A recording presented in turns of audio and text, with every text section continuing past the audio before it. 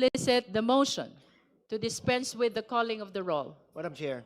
The Honorable Keith Flores. Madam Chair, I move to dispense with the calling of the roll.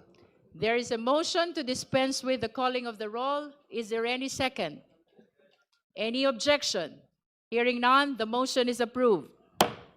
May I solicit the motion to dispense with the reading of the minutes and for the approval of the same? Madam Chair, The Honorable Keith Flores. I move to dispense with the reading of the minutes of the previous meeting and to approve the same, Madam Chair. There is a motion to dispense with the reading of the minutes of the last hearing, including the approval of the same. Do I hear a second? The same has been seconded. Is there any objection? Hearing none, the motion is approved.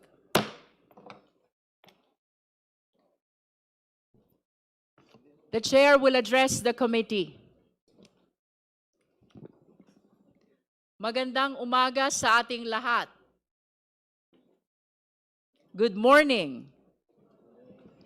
Good morning. Before anything else, it is important that we begin by looking back. Because the work we have today is anchored on what has already been laid on record. Noong nakaraang pagdinig, April 14, we began by affirming our constitutional mandate, our exclusive power to initiate all cases of impeachment. Nasa atin ang unang galaw, nasa atin ang direksyon, at hawak natin ang beat. Ngunit nabanggit din natin na malinaw ang limitasyon ng ating papel sa yugtong ito. Hindi pa ito paghuhusga. Our task at this stage is simply to determine probable cause, kung may sapat na batayan upang magpatuloy. As Congressman Benny Abante stated, sisilipin natin kung may usok. Dahil kung may usok, tungkulin nating hanapin kung nasaan ang sunog. During our last hearing, we formally recognized the complainants, Father Sabalia and his group, and of course, Attorney Cabrera. All of them were present, ready to face this committee and stand by their complaints. But there was one thing we could not ignore. Something that was right in front of us. The empty chair of the Vice President. Wala po siya nitong nakaraan. Habang nandito ang mga nagrereklamo, ang tanging humarap sa atin ay isang bakanteng upuan. And yet, with or without the presence of the Vice President, with or without her cooperation, tuloy ang mandato ng komite. At umusad nga ang ating pagdinig noong araw na iyon. First, we formally received subpoena documents, all of which are now part of our record. Second, we heard a statement of Ramil Madriaga, who testified for the very first time in a public hearing. Through his supplemental affidavit, we were confronted with a staggering allegation that confidential funds were spent not just in 11 days, but were purportedly disposed of within a mere 24 hours. Hindi 11 araw sa halip 24 oras. Milyones na naubos sa loob lamang ng isang araw. Mabigat ang mga binitiwang salita ni Ramil Madriaga at minsan pa siyang naiyak habang binabasa ang kanyang supplemental affidavit. To back his words, he signed a bank waiver to prove that he has nothing to hide. During one exchange, Congresswoman Janet Garin recalled the family controversy and could not hide her frustration upon hearing Ramil Madriaga's allegation that the Vice President's campaign may have been financed by family, an assertion that, if proven, further deepens the seriousness of the issues now before this committee. Third, and with the help of Congressman Joel Chua, we have adopted the records from the Committee on Good Government and Public Accountability, the testimonies of various resource persons regarding the envelopes and the questionable receipts and other statements given in that legislative inquiry are now officially part of this impeachment process.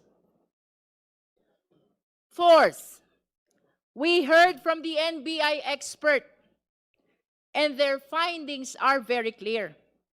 Kinumpirma nila na base sa kanilang pagsusuri, several question signatures were actually signed by one and the same person. This proves that there was a pattern, and it raises even more questions about who was really behind these documents. Magkakaiba ang mga pangalan, ngunit iisa ang perma. I will repeat, magkakaiba ang mga pangalan, ngunit iisa ang perma. Fifth, we heard from a representative of the PSA who confirmed that several personalities appearing in the records have no corresponding entries in official civil registries.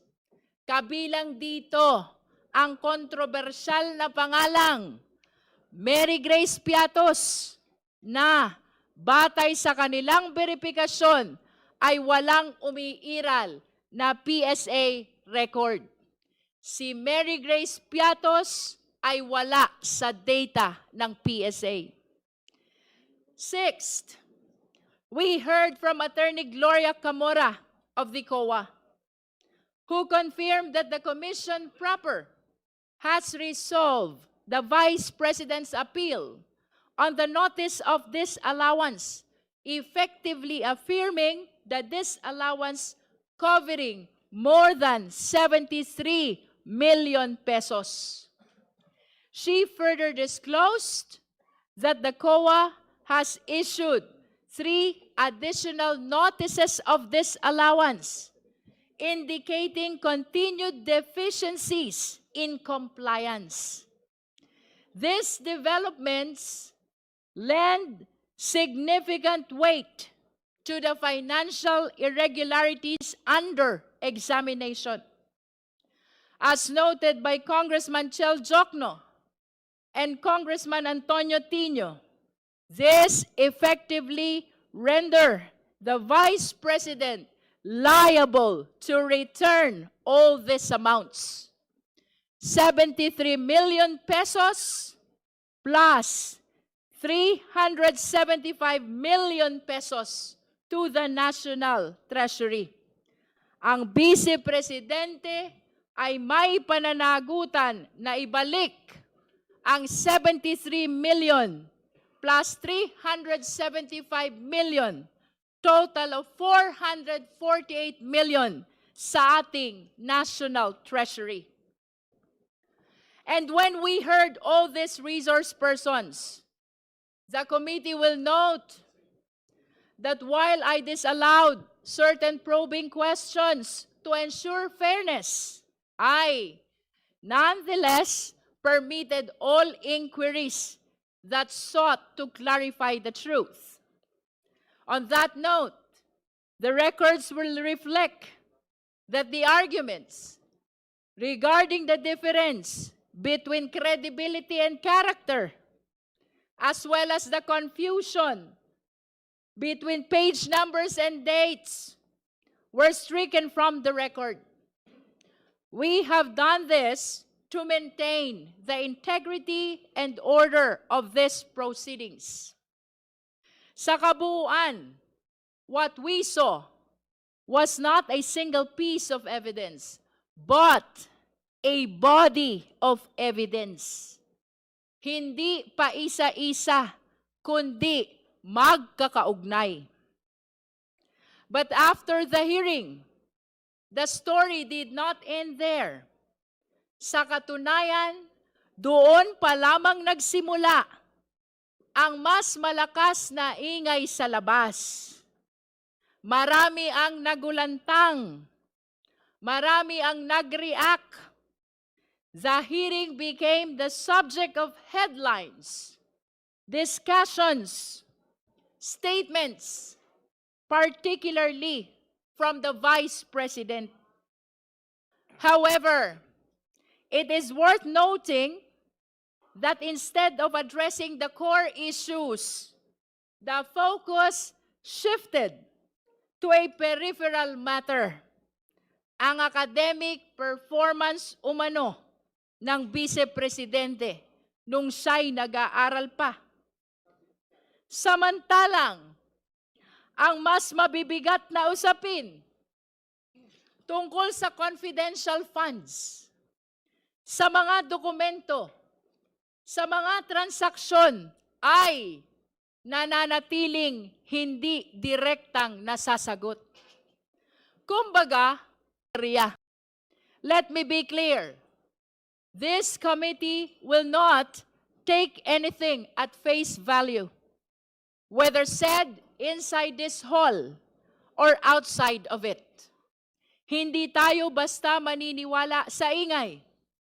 We will evaluate everything dahil ang katotohanan ay hindi matatagpuan sa mga press release. Ito ay nakasandal sa mga dokumento at sa mga salaysay na sinumpaan. Sa totoo lang, nagos na nga tayo. Tila ginagaslight pa tayo. Ang mas mahalagang tanong ay kung nasaan ang pera. Ngunit ang sagot sa atin ay tungkol sa grado sa kolehiyo. And the worst part, this explanation is not being made here, but everywhere else. Ang gusto natin ay testimonya sa ilalim ng sumpa. Pero ang ibinibigay sa atin, press release at content sa social media. Again, let us be clear. Hindi tayo basta maniniwala. We will evaluate everything. Madriaga's testimony, COA documents, NBI findings, PSA certifications. Lahat ng ito ay kailangang iharap dito. Suriin dito. Timbangin dito. Pero dapat dito. Humarap ang kailangang humarap. Manumpa at magpaliwanag. Dito sa committee ito.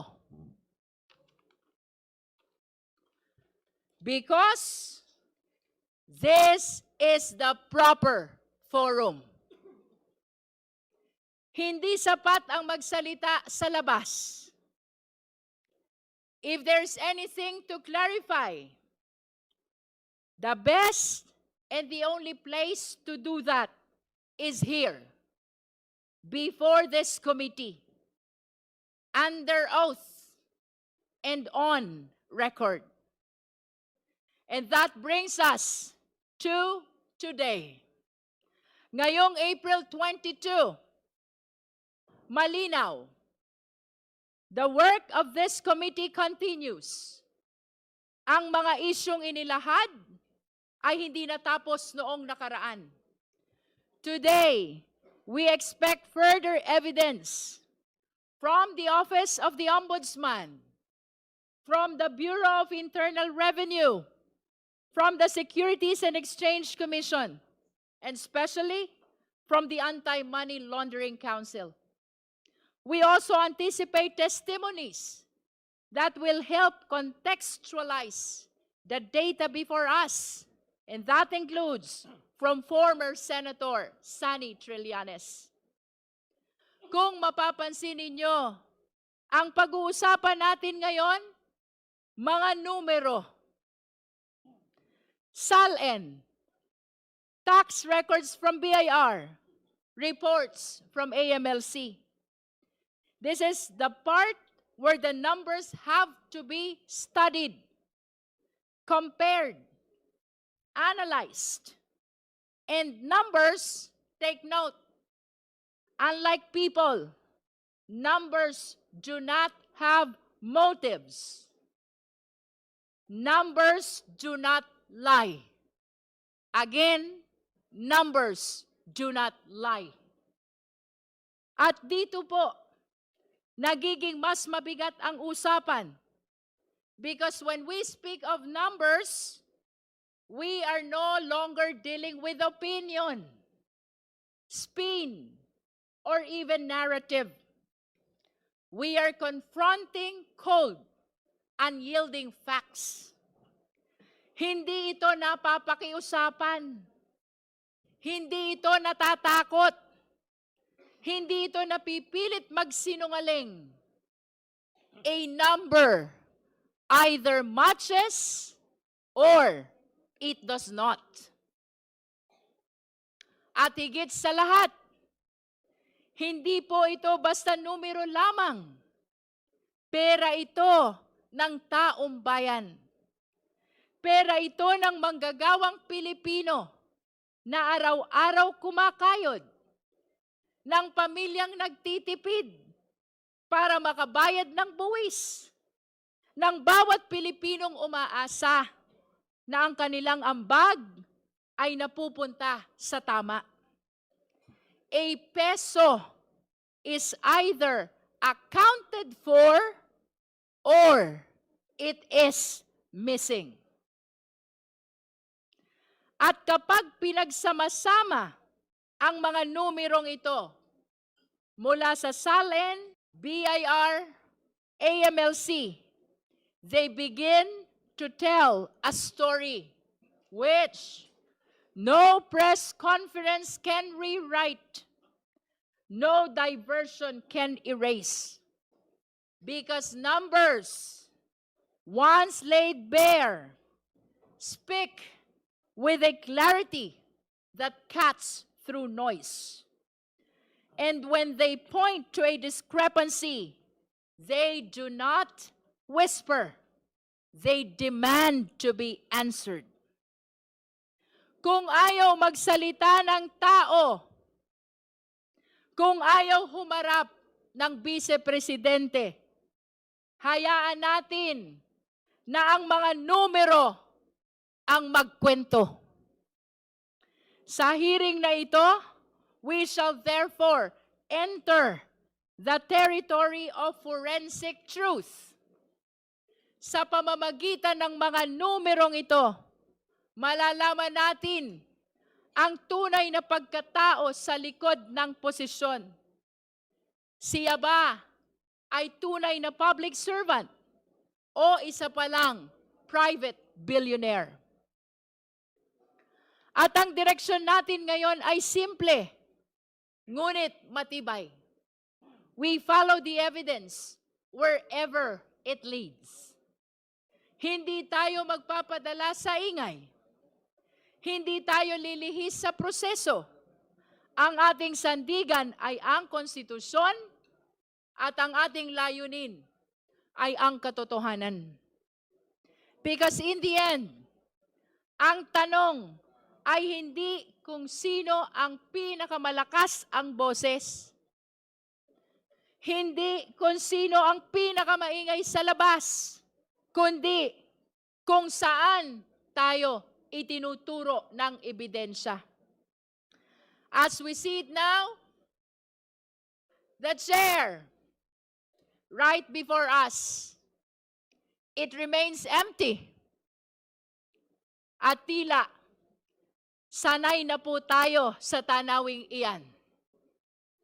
Ngunit kahit bakante ang upuang iyan, even if that chair remains empty, this room is full of the people's questions. Napakaraming tanong. Mga tanong na sa kabila ng pag-iwas, hindi mawawala. Sa kabila ng pananahimik, hindi maglalaho. Mga tanong na kailanman ay hindi kayang takasan ng bakanteng upuan. Not today.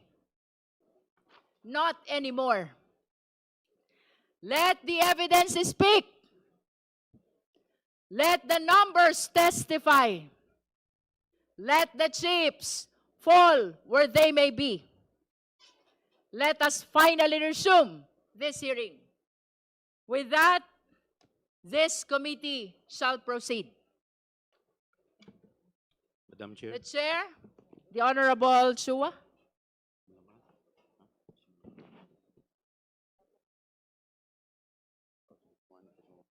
The Chair directs the Committee Secretary to call the case. Thank you, Madam Chair. Impeachment complaints against Vice President Sara C. Duterte, filed by Reverend Father Joel Saballa et al. And endorsed by Representative Laila M. De Lima, and filed by Attorney Nathaniel G. Cabrera, and endorsed by Representatives Bienvenido M. Abante Jr. and Francisco Paulo P. Ortega V. Let it be placed on the record that the Committee Secretary called the Vice President, and it appears that the Vice President is still not present in our hearing. The Chair likewise direct the Committee Secretary to call the complainants, at least to be acknowledged. COMSEC. The complainants in the Saballa et al. Impeachment complaint: Father Joel Tadena Saballa, Father Rogelio del Rosario, Sister Geraldine Denoga, DC, Pinky Tam, Father Joselito Sarabia, CM, and Pastor Leonardo Arevalo. And the counsels for the complainants, Attorney Amando Virgil Ligutan and Attorney Stephen Magallon. The Chair acknowledges the presence of complainants in Saballa et al. Complaint. The second impeachment complaint, COMSEC, please. For the Cabrera impeachment complaint, Attorney Nathaniel G. Cabrera, complainant. May we know if Attorney Cabrera is present? No one answered. Let it be placed on the record that while the Saballa et al. Complainant are present, Attorney Cabrera is not present in our hearing today. The Chair likewise direct the Committee Secretary to call the resource person for today's hearing. Thank you, Madam Chair. On behalf of the Committee on Justice, we would like to acknowledge the presence of the following resource persons. From the Office of the Ombudsman, Ombudsman Jesus Crispin C. Remulla, Assistant Ombudsman Jose Dominic F. Clavano IV, Assistant Ombudsman Luis Gonzaga S. Bonoan Jr., Assistant Ombudsman Armando S. Sanchez Jr., Mr. Attorney Chairman, Karen S. Madam Chair, could we ask those called to acknowledge that they are present? We are Raising of requesting the hands. resource persons to please We already rise saw as our- your names are called. And we already saw the appearance and the acknowledgement of our colleague, Congressman or Ombudsman Remulla. Thank you. For From the the office- succeeding resource persons, please rise as your names are called by the committee secretary. Attorney Karen S. Batu, OIC of the CRD, Attorney Jeffrey L. Ravelo, GIPO3, Assistant Ombudsman Eliseo D.C. Cruz, Assistant Ombudsman Margaret Andaman. From the Bureau of Internal Revenue, BIR Commissioner Attorney Charlito Martin R. Mendoza, Deputy Commissioner Attorney Larry M. Barcelo, Deputy Commissioner Attorney Marisa O. Cabreros, OIC Regional Director Narciso T. Laguerta, Revenue District Officer Trinidad A. Villamil, Revenue District Officer Jefferson B. Taboga, Mr. Charlie I. Esto, OIC Revenue District Officer Joseph B. Arguelles, Revenue District Officer Joseph Melchor D. Ebalia, OIC Revenue District Officer Ellen S. Tampus, Miss Celia Rizalinda A. Mabanag, Miss Anne Lorraine C. Garcia Marquez, Attorney Rachel Caroline Villachon, Mr. Rupert Ambil, from the Securities and Exchange Commission, C. Padilla, Assistant Director Algin M. Lacanaria, from the Anti-Money Laundering Council, Executive Director Attorney Ronel U. Benaventura, Attorney Anthony Lawrence M. Morales, Attorney Arnold T. Cabanlit, Attorney Erano A. Dumale, and former Senator Antonio Sani F. Trillanes IV.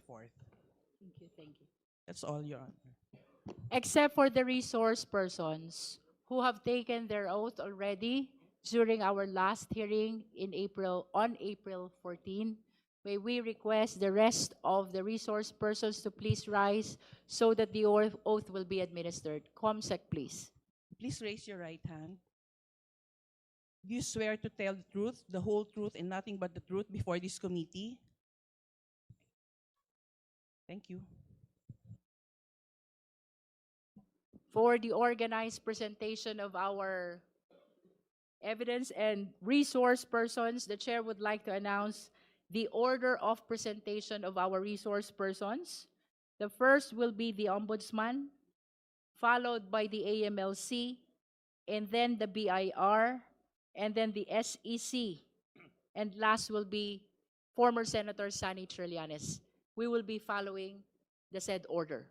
Before we proceed to the presentation of our resource persons, may we know from the COMSEC whether the documents submitted during the last hearing, that is April 14, have been furnished to the Vice President, the complainants, and all the justice members. COMSEC? Your Honor, the documents received on April 14 from the Securities and Exchange Commission, the Commission on Audit, the Bureau of Internal Revenue, insofar as the transmittal only, were received on April 14, and on April 16, we received from the Commission on Audit the decision number 2026-171 dated April 10, the notice of disallowance and transmittal. These were sent to all members of the Committee on Justice, regular and ex officio, and as well as to the respondent and counsel and complainants and counsel, Your Honor. as far as the submissions of the Securities and Exchange Commission and the Commission on Audit were concerned, these were sent to the Office of the Vice President on April 15, 5:56 p.m., and acknowledged by the Central Records Unit of the same office. It was also sent to the complainant Saballa et al. Through Attorney Amando Virgil Ligutan on April 21, 3:16 p.m. and acknowledged on April 21, 3:50 p.m. It was also sent to Attorney Nathaniel Cabrera on April 21, 2026 at 3:16 p.m. For the April 16 submission of the Commission on Audit, it was sent to the respondent, Office of the Vice President, and for 2 Narvasa and Salazar on April 16 and acknowledged by the Central Records Unit of the Office of the Vice President on April 17, 10:25 a.m. It was also sent to the complainants, Saballa, through Attorney Amando Virgil Ligutan on April 16, 8:26 a.m. and acknowledged on April 21, 7:38 a.m. It was also sent to the complainant, Attorney Nathaniel Cabrera, on April 21 at 3:16 p.m. As far as the documents from the Bureau of Internal Revenue are concerned, the transmittal only were sent to the respondent and counsel on April 21 at 10:54 a.m. and to the complainants on April 21, 10:56 a.m. for the Saballa et al. Impeachment complaint, and for the complainant Attorney Nathaniel G. Cabrera, it was sent on April 21, 10:56 a.m. That's all, Your Honor. Thank you, Comsec. We shall now commence the presentation of our resource persons, including the documents that they will be submitting to this committee. The floor is now open for clarificatory questions of the justice members. Madam Chair,